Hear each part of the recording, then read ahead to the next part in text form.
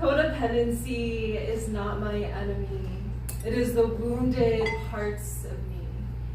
It is the part who bleeds herself dry to keep others alive.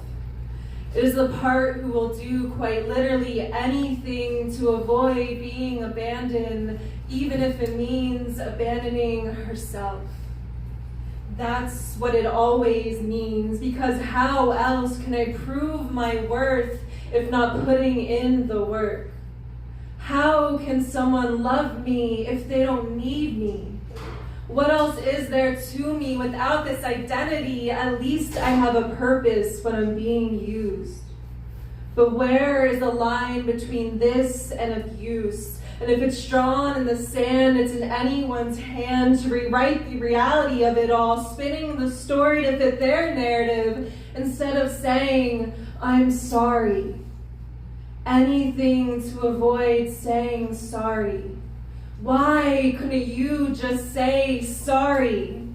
Getting you to show that you even loved me was like pulling teeth, only somehow it was my own being pulled. I couldn't even chew the breadcrumbs you left for me.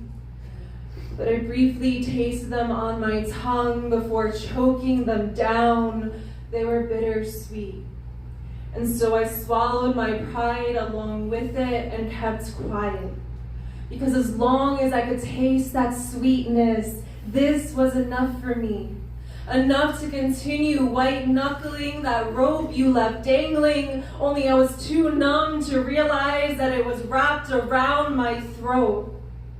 Perhaps this was where the bitterness was coming from, the blood pooling in my mouth, but I just spit it out and further tightened my grip. After all, you didn't mean it, and so I remained quiet.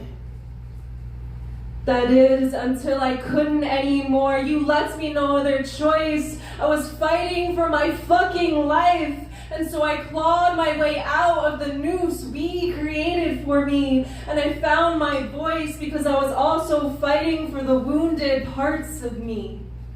The inner child desperate for healing.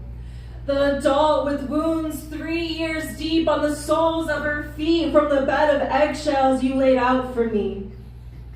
Codependency is not my enemy, but I am loosening its hold on me.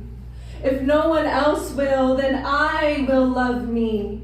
Wholly, fiercely, unconditionally, and nothing's going to fucking stop me.